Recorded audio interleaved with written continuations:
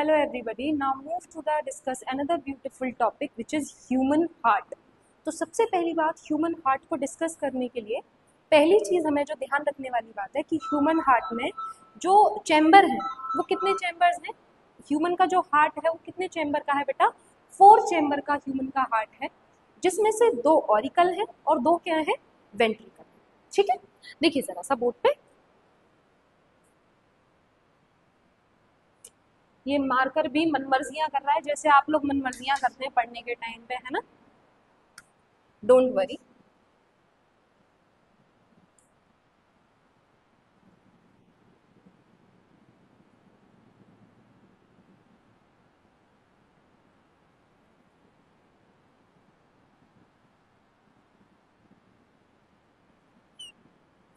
ठीक, तो human heart सबसे पहले मैंने कहा 4 चेम्बर प्रेजेंट होते हैं, जिसमें से 2 ऑरिकल होते हैं और 2 वेंट्रिकल होते हैं। दूसरी इंपॉर्टेंट बात बेटा, 4 चेम्बर हार्ट होता है इसका।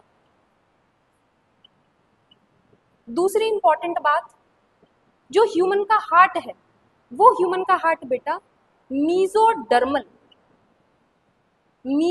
ओरिजिन होता है। मीजोडर्मल ओरिजिन, मीजोडर्मल से मतलब क्या होता है? At the time of embryo formation, embryonic stage में जब बेबी होता है मदर के वूम में, तो 3 स्पेसिफिक लेयर्स होती है बेटा। इसको ऐसे समझ लीजिए, जब बेबी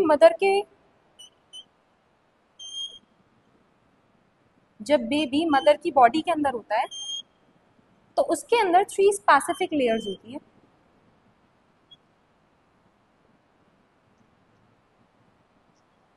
तो जो बाहर वाली लेयर है उस लेयर को बेटा हम कहते हैं एक्टोडर्म।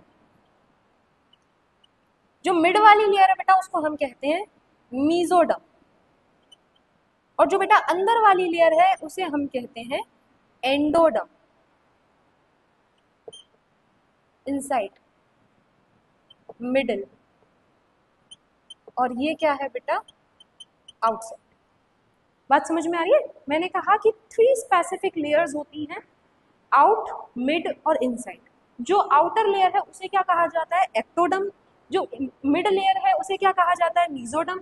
और जो अंदर लेयर प्रेजेंट है, इनसाइड लेयर है, उसे क्या कहा जाता है? एंडोडर्म। अब बॉडी के अंदर जिन ऑर्गन का at the time of embryo formation जो ऑर्गन मीजोडर्म बनाती है उनको बोलते हैं मीजोडर्मल ओरिजिन।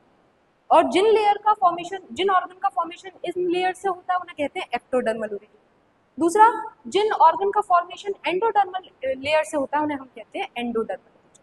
होप सो आप समझ चुके होंगे कि यहाँ मीजोडर्मल ओरिजिन से क्या मतलब है कि वो ऑर्गन जिनका फॉर्मेशन किस लेयर से हुआ है?